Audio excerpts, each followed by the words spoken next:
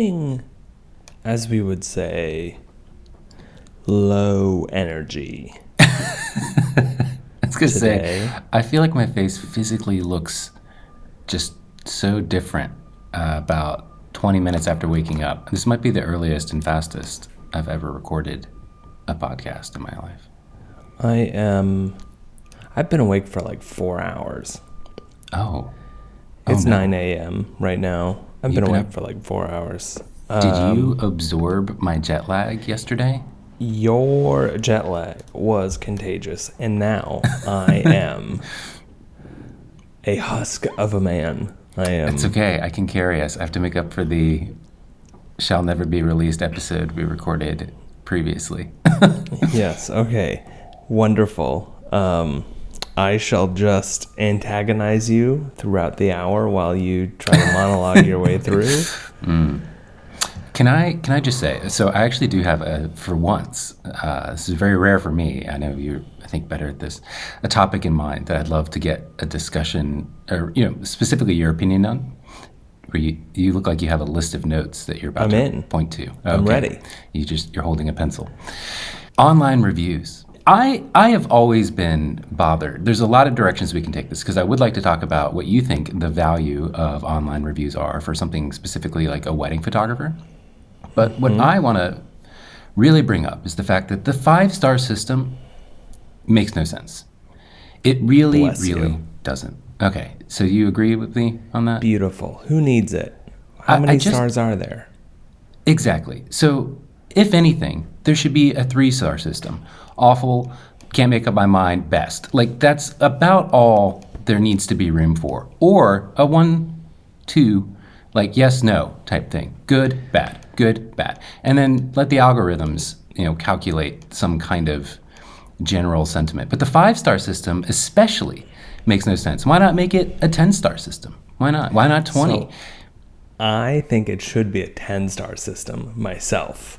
I'm a 10-star system man, but only because I see these things, like see the 4 stars out of 5, and I think 80%. This T-shirt or this app got a B-, right? Like, so amazing. So this is the problem. Everybody interprets the 5-star range differently. I see 4 out of 5 as like, okay, this is great. I see it as like a 90%. Oh no, no. Yeah, exactly. But then here's the thing, because it's like, well, nobody ever deserves 5 stars. There must be something. So I'm going to go 4, unless it was absolutely out of this world amazing. But then you have a bad experience, and I'm like, 1 star. 1 star. No, there's no room for 2 or 3 here. This is 1 star. I'm angry. Also, no star should be available to me. I gift you no stars. Did not complete your assignment. Did not, whatever. So but it also changes. God, my star rating system changes if we're talking about apps or people or clothing items or movies. Sure. Yeah. Specifically movies, right? Like Letterboxd, friend of the show, Glass.photo/Matthew, enjoy Matt Buchanan's. Oh, he got the founder of he was a beta tester. Nice. Yeah, it's the dream. Let me tell you. Like he runs Letterboxd, which is a movie review app, and it's a 5-star system, but they allow half stars. Bless you. Okay. Because half stars are key, because not everything deserves a 5-star. Very few things deserve 5 stars. But you know what do exist? 4.5-star movies, right? Where it's like, oh man, everyone showed up, killing it. What a dream. But it's not a perfect timeless movie, right? Like you can only have so many Shawshank Redemptions or Eternal Sunshine of the Spotless Mind, or I don't know if you noticed, but I'm a white, sad millennial. Therefore, I dropped Eternal Sunshine as a I'm a white, happy millennial movie. In general, not always, but that's still one of my favorites. God, I love that movie. What a treat. So here's the thing. Yeah. What if review sites, especially leveraging, a tool like, I'm not going to say it. I'm not going to say the word. We should just ban that word. It's too early. I just want to say, somebody sent me something that linked to a TikTok browser experience. I was like, yeah, I'm just gonna install TikTok again just to see, and I cannot believe. Maybe it immediately was already tuned to what it thought my interests would be, but the entire thing was AI this, AI that, AI this, AI that. You will never have to work again. AI this. Every single thing was this obsession. And I know it's exciting, but my God, it was like I literally became 10% dumber in about 30 seconds. I couldn't believe. I wouldn't go as far as to say it's exciting, but for people. I mean, yeah. So here's the thing. What if they leveraged, really smart interpretive tools, way more advanced than have ever existed, to actually just, if you're going to take the time to write a review, good or bad, you need to add some text, a minimum amount of text. And a lot of sites require a certain minimum for a review to be posted. Fine. But then you could, the platform that you're posting on could interpret that text and give it a general sentiment. And, they aggregate every written text review from all the users over time, and it can smartly, I would assume, trend the better experiences automatically to the top and the worst to the bottom, and highlight certain key consistencies, good and bad, just like Google Maps reviews. I love just popping in and seeing, they literally, I think, are just surfacing individual words that recur the most, because it's so funny to go to a restaurant and look at the reviews and be like, okay, what's the the overall sentiment? And it's like napkin or something, because most of the reviews have the word napkin in it somewhere. So that's not super smart, but I know they can improve that kind of thing. And it just seems like that would be so much more fair and a better experience for the end user to interpret something accurately, and fairer for the person being reviewed. And this is where I would like to also pivot to the fact that I'm highly sensitive to reviews because of an early experience I had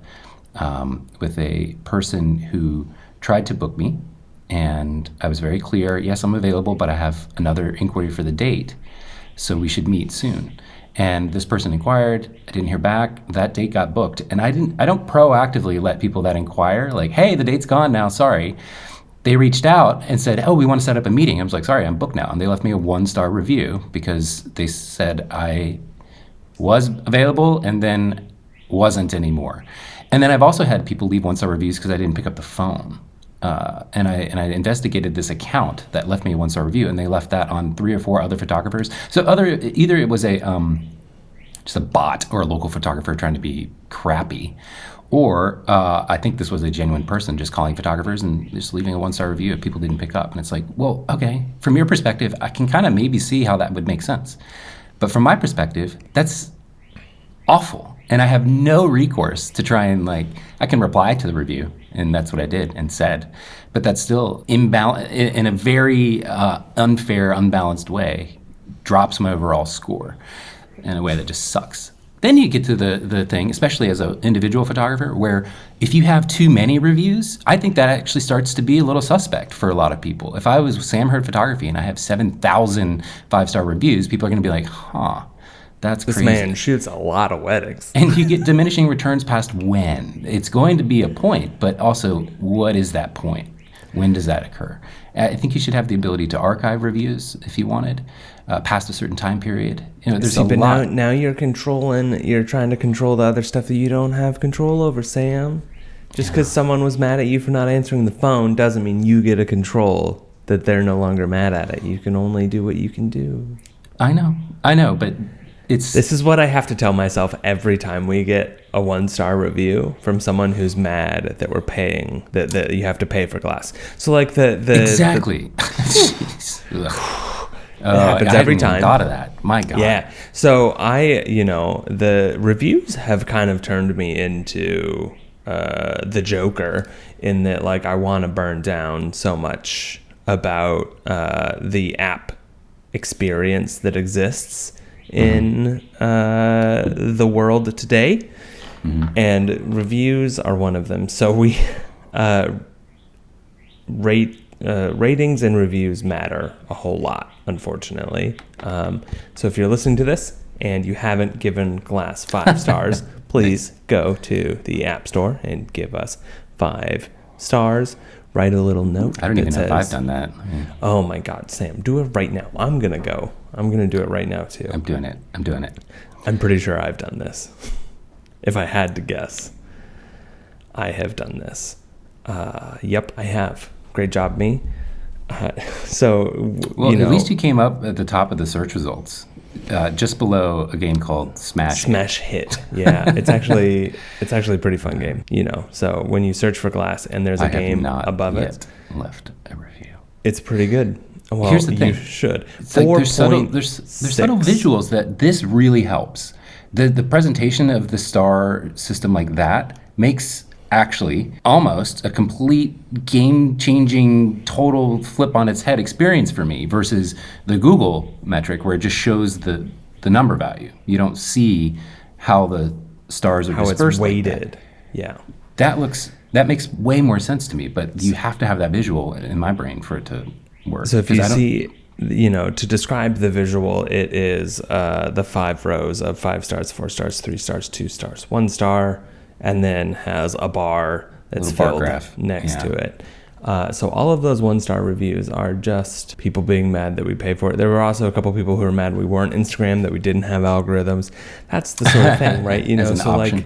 That when you were talking about like aggregating reviews, things that people think are bugs or bad are positives, right? Like these are our features. And they're good features, Okay, this is also making my point, I think. I'm just this pure anecdote, right? I'm just scrolling through whatever apps are also coming up for glass. They have thousands and thousands of reviews. Here's the one with 13,000. And you can see, every single one that I've looked at, the 2 and 3 star bar graph, they are always the smallest of the set of 5. So get rid of them. You need 1 to 3 stars or 1 to 10 stars, apparently. I'm sorry, 0. No, because the variance is how right? Like having that option and having someone be like, no, this isn't a mid app. This is either a good app or right. But like you need to know that there is the option of selecting a lesser option. Yeah, you're right. Which is why it should be 10. I want 10 because it makes the math a little easier for me. But if you do 10, then you could not do this visual representation that I really like, the bar graph. But also write your words. We all appreciate the 5 stars. Please continue to tap that 5-star button. That's what exactly. And it seems like you should be very proud, by the way. You have glowing reviews from very passionate people. I like it. That's really, really nice. And but here's the thing. Like, if going to enable the ability for people to leave reviews, the bare minimum should be that you then have to add text. I guess, people are more inclined to leave reviews also when it's a bad experience. I think. Go ahead. Did you leave text on Glass's iOS rating? Not yet. Right now? We're in the middle of a podcast. Listen, I'm just saying. I'm going to say you gotta. If you have to include text and you didn't do it, I want accountability. I hear you. I want to practice how we preach, or preach what we practice, or one of those. I would like to say Apple's review system. Like every single time I've tapped 5 stars, I do something else, and look at this. It's literally not letting me tap 5 star. 5. Give me the review. Yeah, it's not a reliable system. But it does matter. That's the unfortunate part, is it does matter. Sure. We were significantly lower in the search results until we set a trigger in the app that would ask if you've had a nice time after like 5 or 7 days. I don't remember how long it is. This is years ago. And that matters. And then we also got a editor's choice, and then eventually got app of the day, and that bumped us up to second. We're still behind Shattered World or Smash a Ping Pong. Oh gosh. But we are above the Bong social network. Great. For selling Your bongs.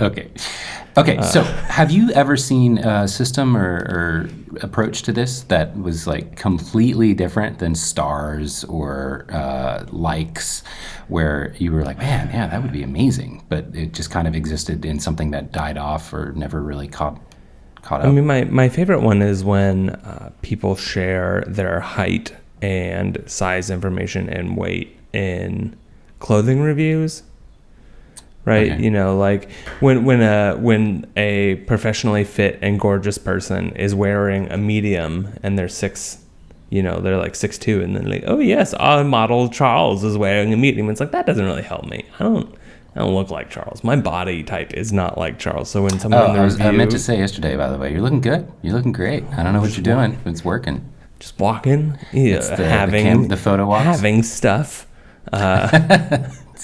having places to sit. I would think you'd just be standing, walking around aimlessly all day. It is very kind of you to say that I'm looking good, because I'm feeling like I'm a snoozy guy, man. This brain has not been sleeping since I got my stuff, which is very rude. Got all our stuff, and then my brain was like, oh great, you can go back to just worrying about your existence. It's like, at least when you had your stuff, there was one singular thing to worry about, and now it's just back to the banality of existence, you know? Well, why don't I just say you can keep borrowing the Fuji GFX indefinitely, but if it comes back with a single scratch on it, you are paying full price. Oh my So now you God. can Let worry me tell about you that. what happened last night. So Sam came over for dinner last night, and we had a lovely time, and then he went home because Sam has a wedding later today, and I went out to take photos, long exposure photos of a soccer field that's right next to us that has overhead lights, stadium lighting. I thought it would make for a fun long exposure. It does. I'll put the link in the episode description because I'm pretty proud of the photo itself. It was a good one. Yeah, it's great. And so the only reason that is the photo that I posted, and not one of the field or of the solitary self-portraits that I was planning on trying to take, where I was standing in an empty field that's very well lit with a bunch of fun, lights raining down on me, is because there was like a 300-person kickball tournament happening. Oh, Like a bunch of students from Johns Hopkins were having a kickball tournament in the park, including 3 separate games on the soccer field that I was going to try to take my self-portrait on. So the photos did not turn out the way I wanted, but they did turn out. It was very exciting. But the whole time, I was out there for like 60, 90 minutes, taking a whole bunch of different photos. The whole time, I was terrified because there were just kickballs flying around me. Just bounce. I was just like, okay, just standing very rigidly, like ready to playing goalie. You were practically playing as like heavy defense there. Someone asked that would have if I been a wanted to hilarious. join. Exactly, I was gonna say, they're like, wow, look at this guy. He's Someone came over and was like, "Are you from the YouTube? Are you from the yearbook?" Yearbook, YouTube. Words are hard. And I was like, no, I'm not. I'm not from the yearbook. I'm not from the publications office. I'm just here taking photos. Why? Well, because I didn't realize like to. You were trying to do a self-portrait of you, obviously. Well, okay. That is how. So you were trying to do work, a portrait of yourself, long exposure. Okay, I thought you were trying to do one of your friend Adam. Well, I was going to do both. Okay. I was going to use him as the standing in on the focus point, setting up the photo, getting it done, and then swapping in. Yeah, makes sense. It was going to be great, but no dice. No dice. Anyway, so I did not, but no harm, no kickball harm came to the camera. So that was a thrilling experiment for me. I was still terrified to use any of the other lenses. The $600 Minicon is the only one that I would take into kickball battle. And it would be an asset for sure. The thing is, try and steal that camera. It's like, hold on, let me just take the lens off. Boom! Yeah, here's You're 3 dead. pounds to the face. So rating systems, I don't know. So, Oh my God, I just have thought, they ever helped you? I would like to think that if I ever had somebody approach me and try and steal my camera, I would say, okay, can I teach you how it works? And then try and show them, and then slowly slip the memory card out and give it to them. I wonder if they would just get freaked out and walk away. Like if you like insane kindness mixed with like, oh wow, this guy seems serious. I'm gonna try and register that. I've never been approached with any of my gear walking through very dangerous, sketchy parts of the city, and I'm pretty self-aware, but I might. I always take memory cards out, by the way. I know I'm taking a huge tangent here. Memory cards out. This is a great tip. As soon as you walk out of that venue, if you have a little bit of a distance to go to your car, pop one card in your pocket, always. So you keep the other one. I practically keep the second card in any camera super glued in there. Pretend it's internal memory. It just lives there. Your other card is the one that you can import and, do the transfer from. That way, one is safely stored in the camera body. It's only not safe if the camera itself gets stolen or gets dropped in water, maybe. Although Sony Tough cards are also totally waterproof. And then the other one just lives in your pocket. So if your crap does get stolen, you still have it, in your pocket. That would really suck if they made you empty your pockets and stole the extra memory card. When I was 19, someone approached me and asked for a light. And I said, sorry, I don't have a light. They were like, Photo or Godox? And they were like, do you got the time? That was a good joke. That was a really good joke. Do you have the time? And I said, yeah, it's, whatever it was. It was like 10:50 or something. And he said the time. And then he was like, you got a wallet? Oh, and I was shit. like, I actually do not. I do not have a wallet. He was like, can I... Can I and check? I was like, yeah, I pulled out my Wait, was this pocket. like a shy thief? Just it was a very kind experience. That's so funny. He Never was thought he was about a shy he was very robber. tall, and he was just like, can I have your wallet? And I said, I don't have one, but if I did, I would give it to you. And he was like, well, that's nice. And then I was like, okay, well, I would like this interaction to end now. And then we just went our separate ways. Funny. Yeah. Maybe that was his first time. I'm assuming he was a guy. First time It was. Trying to steal someone's wallet. Hi. He didn't not look like you, right? Just I'm not 6'2". FYI. Yeah. What? You're not 6'2"? You have a very tall energy. Oh, I am thank not you. 6'2" either. If this matters to 5'11". any of our listeners, Sam and I, you're 5'11"? Okay, then I'm 5'10". What do you mean? Well, we're not the same height. You're taller than me.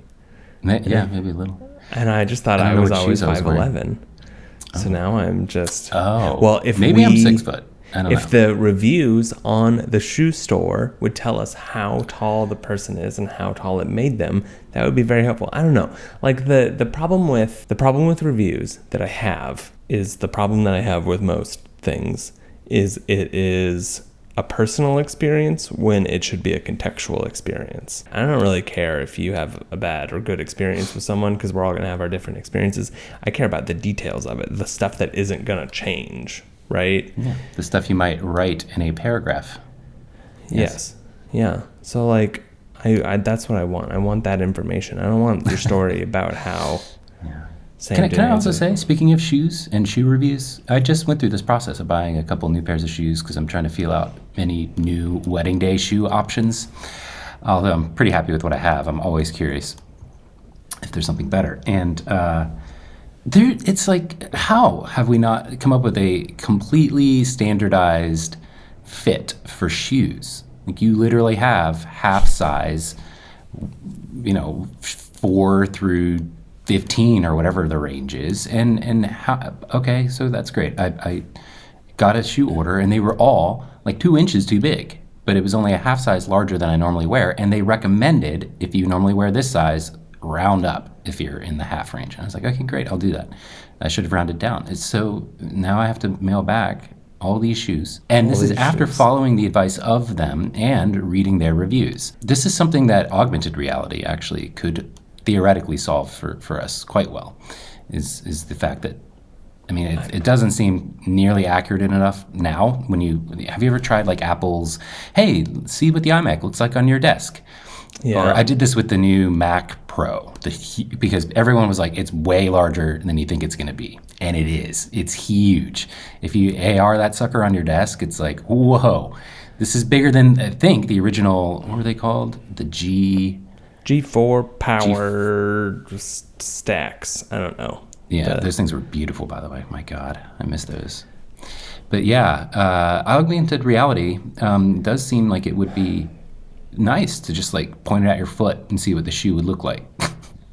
And also maybe recognize and interpret a recommendation for you. Of like, oh yeah, I think you're going to want this shoe a little bit smaller. I think all the heavy lifting is going to have to come from the side of the people that make every single product in the world that could be purchased to physical product, to actually do a very accurate scan of that product. And I don't think most companies are going to bother. I mean, maybe you could crowdsource that some way. That'd be kind of interesting. I just bought a couch, right? Another good example of bought a augmented, couch. yeah. I would have loved to gone to a store to sit in this couch. I almost took a train to New York to sit in someone else's couch, right? Like the couch from the company we ended up not buying. I wanted it. I was going to take a train to New York just to sit in a Burrow couch because I'd never sat in a Burrow couch, but it's one of the direct-to-consumer couch mailing services. It was terrible. It was, I did not do that. Search his name, but I saw a photo of it used for sale on Facebook Marketplace, and they were like only 6 months old, and I was like, that's 6 months old and your couch looks like that? Absolutely not. So then I didn't buy it because someone had posted a accidental review. I guess that was an accidental review of their couch because it aged poorly and I didn't want it, so I bought something else, and it was luckily very comfortable, which hooray for me. But I don't think more technology is going to solve all these problems for us. Sometimes we just have to go to the shoe store. 100%. Well, okay. Yeah, but there's a lot more cool shoes out in the world than there are at Skechers. I don't even pay less. Where do they sell shoes now? Foot Locker. Foot Locker. Okay. I think I don't know. We could never go to Foot Locker as a kid. That was too. We didn't get first run shoes. We got same. Yeah. Ross Dress for Less. $40 on a pair of shoes. Mom was like, "These are the nice ones." Like, yeah, this is the best. And you get a second pair free. It's like, wow. Yeah. Okay, so the thing is, something like a couch, right? The return policy, as generous as it may be, buying it from the manufacturer, nobody wants to go through the process of returning a couch after a period of time. And there's certain gotchas, like with my couch, that you don't realize just looking at the nice fancy picture. Like the fact that, my couch is really pretty, nice color. It's got little buttons all along. And when you put your knee on the seat of the couch, if it happens to be on one of the little buttons, it hurts a lot. Did you leave that in a review? No, probably. This is the type of information I'm looking for when I look for a review. It hurts a lot. It's painful. It always has been. Now, if you're just sitting on your butt or something like that, not a problem. But quite often, I'm like crawling over on my knees to get my popcorn off the couch, or kneeling down to like put food down. And you know what you really don't want when you've got like balanced hot plates of food in your hands and you're kneeling down to like put them on the table next to the couch or something? Shooting pain right up your knee, or both knees. Yeah, both knees. How many buttons does your couch have? A lot. Every pillow's got like 6 little buttons. It's God. just got like those. So you have nice 6 little. Yeah, no, that sounds adorable. Minus the pain.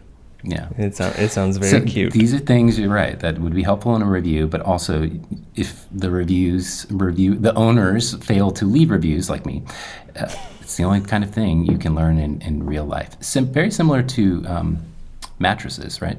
And it's interesting because the return policy on most mattress companies is also very generous, and I'm quite sure it's because they know even if people are 3 or 4 star happy with the mattress, they won't bother returning it just because it's such a pain to get them to come back.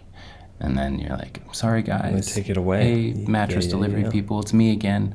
And they got to take the old one away and then bring in the new one. Yeah, it's awkward. Yeah. I'm a Casper I man need to myself, create a digital in case you were product curious. that's the equivalent of returning a couch. What could that be? A digital NFT. WordPress. I was gonna say, Yeah, setting like up what your WordPress site. miserable things are there? NFTs, WordPress, I guess. I'm I just don't think thinking WordPress of is bad anymore. I'm pretty sure the WordPress tech is great now. equity, but trying to switch to something else would be a nightmare. That's Probably, yeah. Yeah. Also, honestly, I think that's why a lot of I've always been interested in we kind of pulling from our earlier discussion. A lot of from the episode that shall never be released. Oh God. Unless we create our spin-off show called Endless Alcohol, which I do think is a great Endless idea. jet lag, endless alcohol. We're serializing a lot of different options here. Endless everything. I've always been interested in why a lot of tech-oriented people got into the software side of photography. Now, I understand there's a lot of opportunity in developing tools for photographers, but specifically like the gallery hosts and such. And I think one of the main reasons is because people realized early on that photographers don't like the idea of giving up their photo hosting, right? I don't know if I still pay for Flickr Pro, or maybe Flickr did a purge at some point, but I still host and pay yearly for my SmugMug galleries. $80 a year. I've got those photos in other places, but I know that I've got a bunch on SmugMug, and I can't bring myself to purge them because, one, I'm not 1,000% sure they're all backed up exactly where I want them. I'm pretty sure, but not 1,000. And two, I don't want to admit to myself, right, that I'm done with SmugMug. Or maybe this isn't coming from me personally, but I could see a photographer that maybe ran a very successful company, photography studio or whatever, just never wanting to really close the door completely on that time of their life if they moved on to something else, right? And like shut down the shop and close the account. That's rough. So the incentive for, I bet you the retention rate for almost any photography gallery host is insanely high. I would bet a lot of money on that, and that's probably the business draw to why. Wait until you hear about Glass's photo backup service coming to a service near you immediately right now. Gonna get that sweet retention forever. Here we go. Yeah. Well, I mean, like one of the reasons that people develop things for photographers, there are multiple reasons depending on when we're talking about in the years of the internet. Early on, it was because it was really hard to get photos on the internet, right? Like, sure. Now it's easy and ubiquitous. As I discovered trying to get photos off my original iPhone, it's like I literally could no longer find. Well, maybe this is just because, who knows? I could not get those photos off that thing anywhere on the internet. Like any open web page could not. Yeah. Yeah, there are a lot of, it was difficult to get photos onto the internet back in the day. That's what made Flickr so incredible, is because you could just upload an image and then it was on the internet and you could put it somewhere else, like connected to your They were very WordPress. free with the sharing of embeds and such, right? Yeah, but like before that, Twitter didn't have native image hosting until like 2012 or something like that. Really? Yeah, you used a service called YFrog. I remember. I was always confused at what exactly that. Why?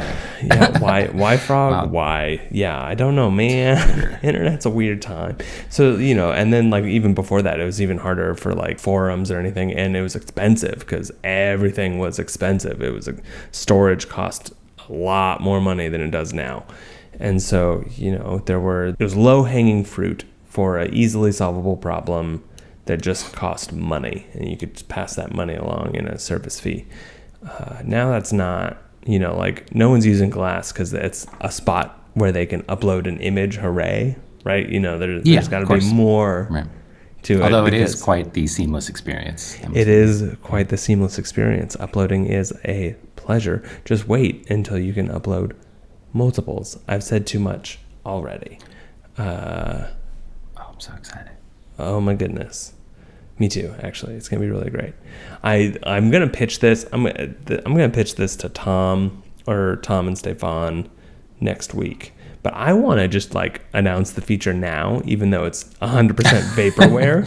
Be Okay. like, this doesn't exist yet. Here is how we go through Pull the the Tesla entire process, right? You know, like this is the design, this is the second design iteration, here's where all that feedback came through, here it is. Okay, I think now you here's just how we build it. described most Google presentations, but yeah. Yeah, right. Like I would love to do that, but the size of a Google team for a Google product Sure. is like, you know. Do you remember the demo in like 2018 where Google was like, this is how your virtual assistant is going to call places and make appointments for you to like get your hair cut? And they did a live demo of this, and it's like, how is this not fraud? Okay, this is not what exists right now. I understand your aspirations and end goals, but hello, how is this not fraud? Anyway, So back to the fraud I would love to perpetrate.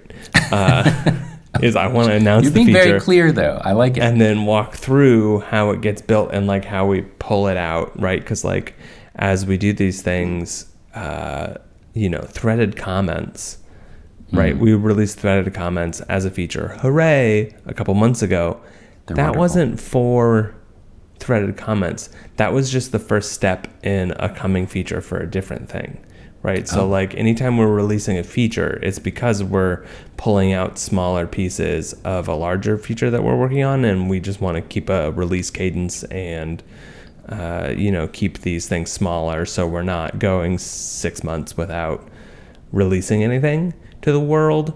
And so I want to do that, but opposite of just announce the thing. Hey, this is coming. It's not here yet. It's going to be 7 months. Right. Like it's we're going to be lucky if we get this for Christmas. And then, just like keep developing it, updating it as we go when we have more information. And Tom and Stefan are going to immediately say, that sounds like such a fun idea. We're absolutely not doing that. And I'm like, yeah, that makes sense. Maybe we can record a secret one where we talk about the feature in full length and then don't release it until December. Be like, here's how we talked about it then. Here's what it is now. That would be a lot of editing work for you. This idea has spiraled. This is called scope creep. I love to creep on the scope. Scope creep. A catchy name for everything. You are the marketing person, so I suppose that is scope creep. Yeah, you're just the project makes is getting sense. a little bigger. Which is what it is. Which is why we do the opposite. Right, so we were like, how can we make this smaller? What feature can we pull out of this larger feature and make it its own? You mean I didn't convince you within the first 4 months of the app being launched to also make a back side of the app to do photo competitions with a time constraint and let people be able to vote and bet money and Yeah. The 3-step click should still be a thing, by the way. Yeah. Okay. Well, So- when you start seeing little features drip out in 2024, just know it's coming in 2025. The only other thing I want to talk about as it relates to reviews is the imbalance of, how do I describe this? Bad reviews I kind to of good touched on it reviews? earlier. Yeah, bad to good, but the value, so what I've had happen also to me was a client who, again, never actually booked with me. We never signed a contract. No money changed hands. I want to say nope, we didn't even have a meeting. But one of my early strategies when I was like, I don't know how to price myself, this is within my first 2 or 3 years of working, free, on my own with my own business. It's like, how do I test new pricing? Inquiries are coming through, but I never want to lose an inquiry because I've upped my prices so much that somebody who would have otherwise booked decides not to. So how do I do that? I was like, well, I know how. Whenever I get an inquiry for a date I'm already booked, I'll send them my new pricing saying I'm still available. And if they then come back and say, oh, we'd love to set up a meeting, then I would say, oh, sorry, I'm not booked. I'm not available anymore. Here's some other people I can recommend. So kind of shitty, but also I don't lose on the inquiry while being able to test my pricing, right? So what happened though, so that worked for a little while. And then what happened? Then I had the same client. I don't remember exactly why I did this, but they inquired using a different name, and either I sent different pricing, or I did become available for the date. I can't exactly recall. But they basically inquired again with a different name, same date. And I said, hey, I'm available. Here's my pricing.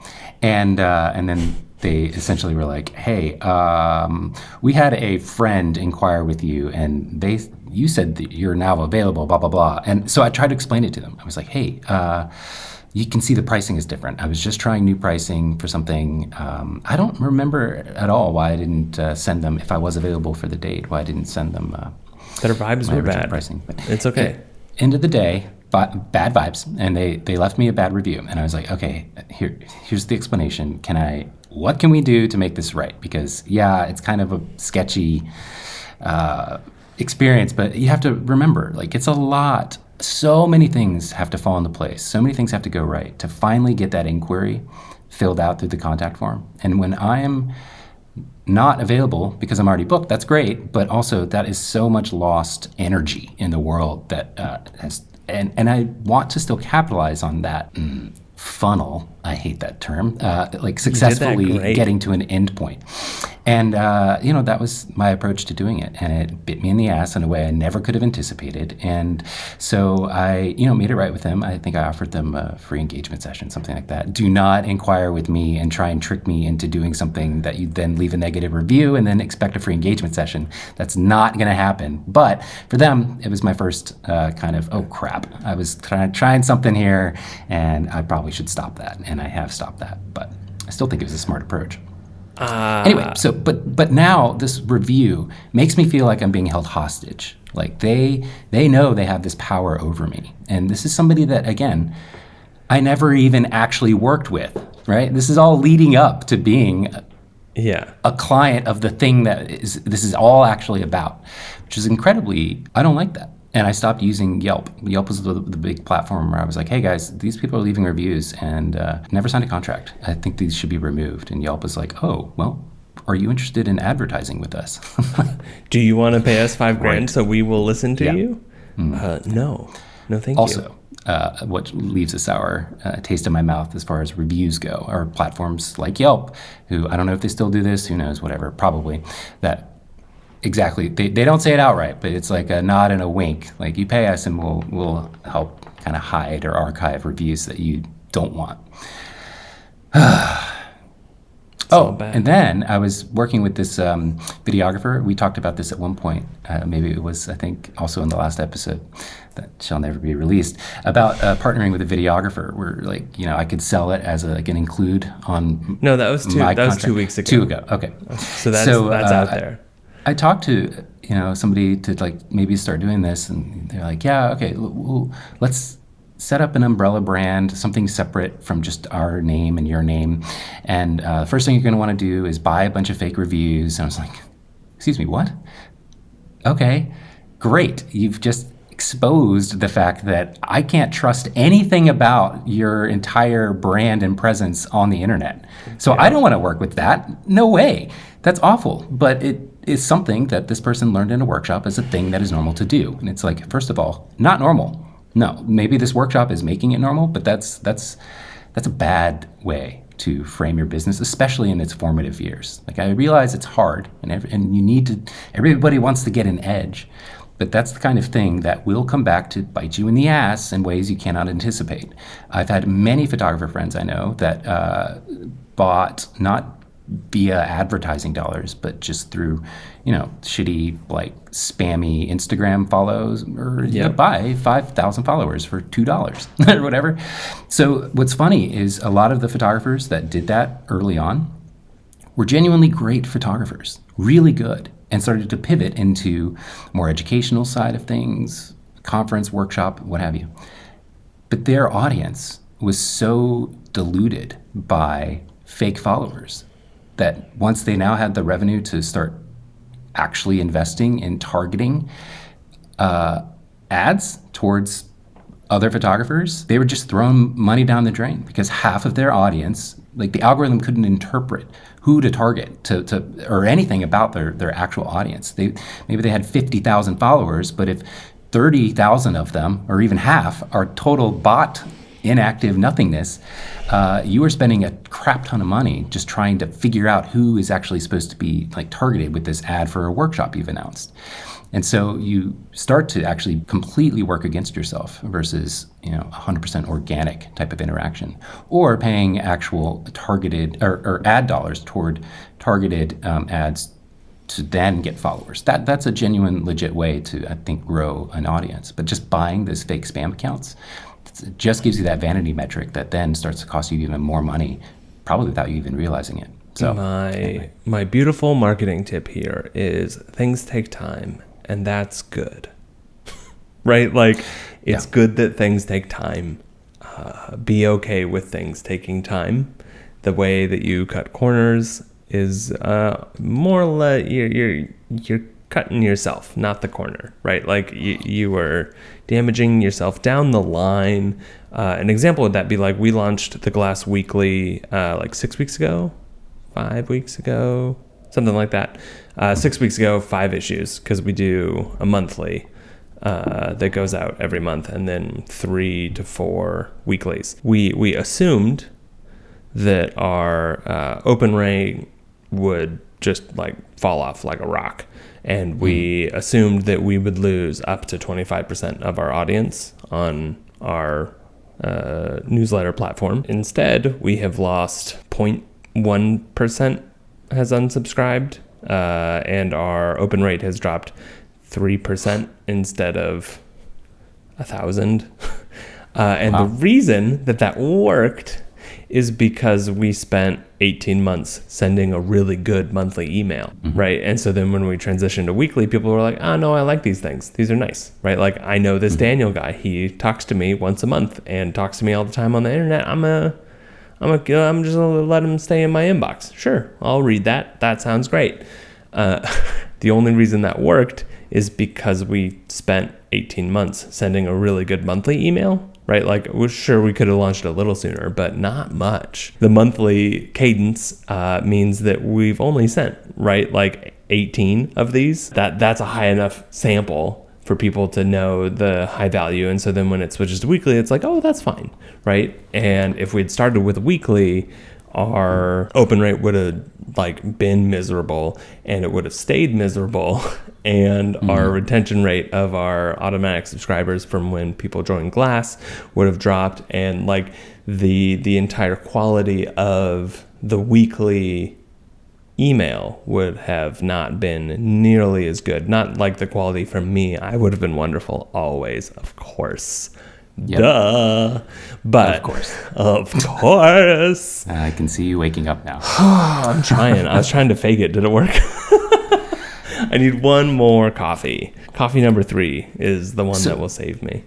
So this is something that I've thought about a good bit, because it's a similar experience for the things I need to consider on Patreon. It's like, how often should I post?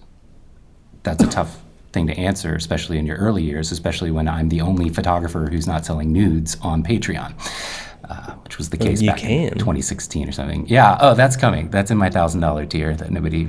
We can do like the George Costanza, like just like tasteful, just a little bit of butt, right? Like not a lot of bit of butt. I can't wait to do a boudoir session for you, Sam.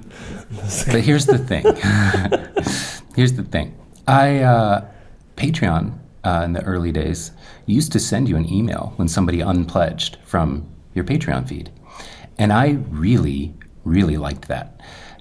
It hurt, obviously, to be like, oh, God, but it gave me a pulse, a sense of the, I've had 2 or 3, like on a normal day. I mean, things come in waves, so you kind of have to, like, there's going to be exceptions, but in general, you start to get a sense of the beat of, oh, I got 10 subscribers for this thing, only 1 for this, so I'm going to trend more toward this thing that got 10 because people really like that. That's great. That's information I can use.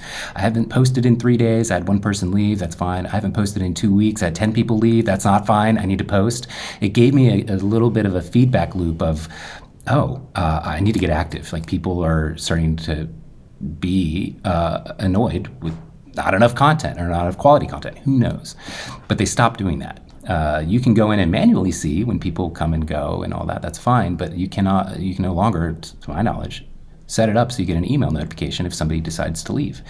And it's not always going to be that somebody decides to leave because they're unhappy even. Sometimes people just want to come for the month and that's all their budget allows, and that's totally fine. I never take it personally. But when you take, over time, like you said, the entire experience and get a feel for the pulse of the ebb and flow of things, it's super, super valuable. But here's the other thing I'm curious about. For your example, the 18-month, the 18 emails over a year and a half, once a month. For everybody that was originally part of that newsletter and then has shifted to weekly and stayed around, you're right. That experience gives you a solid signal that people like what is happening. But for anybody new from then on, their context is totally different. It's always been a weekly newsletter for them.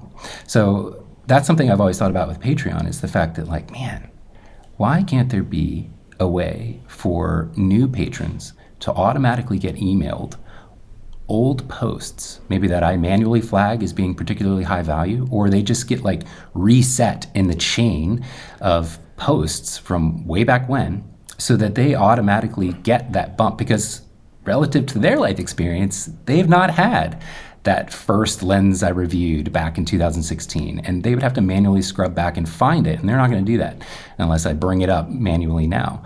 It would be such a useful thing to just, like, the internet is such a weird place, because people discover me, Sam Hurd, on Instagram. They're like, oh, wow, you're so well known. And then I have other people that are like, yeah, Sam is just Sam. Like this, it's hard to describe, but I think I've already done it, so I'm going to stop ranting. But this experience of, it's new to somebody. They're like, oh my God, prisming is amazing. This is crazy. And it's somebody else, it's like, yeah, I stopped doing that 4 years ago because I'd already done it 7 before that. It's like, move on to the next thing. And it would be really nice if some of these, especially pay-for platforms, where you do have a lot of control over a lot of things, you could create sort of this, like, recycling cycle. Drip campaign is what you're looking for. Oh, okay, yeah. So I'm sure this thing does exist on some platforms. I'm just surprised it's not more accessible without having to, like, know the terminology. Well, I mean, part of that is because Patreon's not a good platform. I know. Oops, someone. I know. How much feature parity would something like Glass have to get you to import your entire? See, there's no doing it. Right, like getting you to, because like the churn that would happen from switching from Patreon to Glass would be so high. What would have to happen is there would have to be like a period of indefinite, I guess, overlap of, if somebody is a patron, they also get access to this other place, and then I cross post to both, and then you just have to maintain the old one until the new one is built up enough that you can stop doing the old one. Yeah, this is like returning a couch.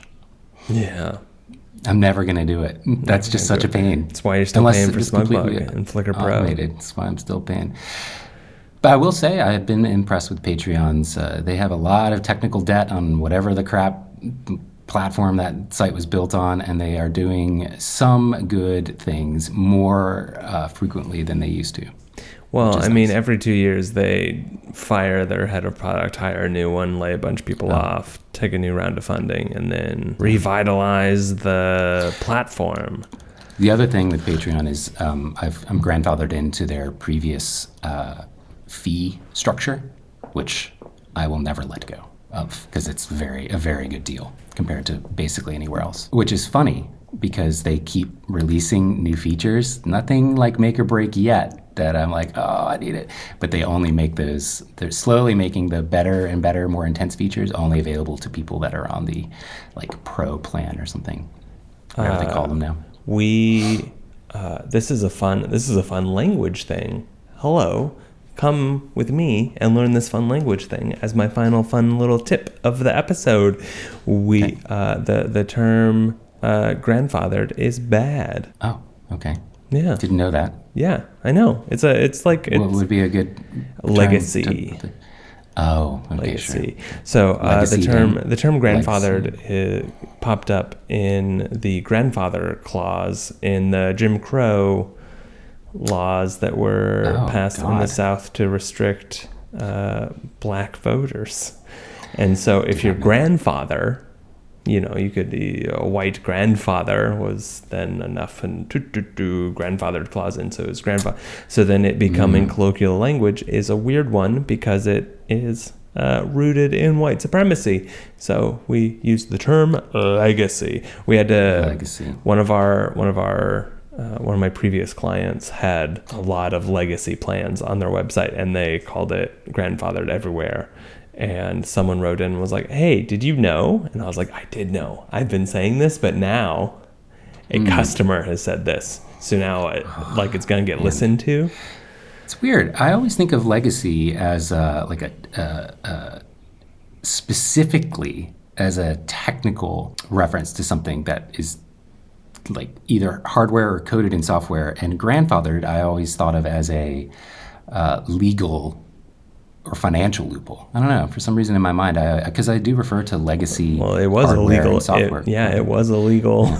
There it is. It was a legal thing. So it was just bad all right, laws. I guess I'll try and reorient my entire context of what this is. I appreciate the story. We're all learning. We're all where we are. If I do it again, feel free to remind me not to. Yeah, it's tough to change. It's tough to change language. It's hard. The story and the justification and connection back to it really does help versus just saying, oh, this happened to me when I was in Canada, and what are commonly referred to now as Inuits, I was referring to what you really shouldn't refer to them as anymore. Yeah. And I was just an American going about I was not trying to be rude or disrespectful, and they were like, hey, just so you know, we really don't use that word to describe them anymore. I was like, oh, okay, what do you call them? Inuits. I was like, oh, okay, all right. Yeah. Why? And then it was And then you learn. And then you change. And although they do still refer to themselves as Eskimos in certain parts of Canada. So it's not like a bad word, but I felt embarrassed, and only mildly, only because I realized how long they were letting me talk about things using the wrong word. And then once they told me, I was like, oh man, I wish you'd just told me immediately. The power of mild embarrassment to change people's behavior is perfect. Yeah. The amount of behavior I've changed in my life from being mildly, oh no, I've been perceived very slightly poorly. Well, this is the thing about human experience, by the way. Both of these interactions, the one that just happened here and the one obviously a couple years ago in Canada, were in person, in human. Trying to get that done, because you can pick up on the subtle body language, or you have full context of the conversation of is this person saying this to be mean and rude? Or maybe they just don't know. That's a really tough thing to get through the internet if you're just talking over text. It's basically impossible, which is why a lot of these discussions just turn into explosive, angry things on the internet, I think. Well, yeah, I'm sure everybody sort of knows that. Just like to reinforce that fact that, you try and tell a nice story and explain some context and background as to why maybe they should consider using a different word in a comment thread, and it's going to explode. Well, only if you're doing it on Reddit. Okay. Okay. As soon as you said comment thread, I was like, oh, this has happened on Reddit to Sam. Well, yeah. I appreciate, that we're all just trying our best. I appreciate that you're trying your best today, Sam. Well, I would love to know if anybody has, listening, some feedback or opinions about reviews on the internet themselves, or if Daniel and I kind of shared our reaction to how we perceive the star system. I'm curious if anybody else is just no. 3-star is 80%. 2-star, that's weird. And I'm just curious, because I think everybody, the star system in particular, is just so, everyone's got their own feel for what should be what, and it's fascinating to me. Yeah, come shit talk reviews with us in the YouTube comments, I guess. And somewhere. If you have a good experience on Glass, leave a 5-star review. 5-star reviews. Do we have any reviews for our podcast yet? Oh my gosh. I don't know. I haven't checked. If you can, also leave a 5-star review for endless appreciation, because that matters. We have 5-star reviews. Dang. And I just added a 6th myself. Now we're up to 7. Nobody's written anything. Look at that. Well, I mean, come on. Oh, we have this rating as clean, and that's not So technically here's the thing: true. as soon as we get to 4-star and we drop to like 4.9 or whatever, I'm gonna be like, damn it, what did we say? Well, You can't ask for reviews. That's going to bring out a lot of 1-stars. Oh God, what have we done? It's not easy existing. Okay, I on got to the go pack internet. for this wedding. Okay, good luck. You're gonna do great. Okay, bye everyone. Appreciate you. Appreciate you. How's this sound? How's this microphone sound? Is this good? 1, 2.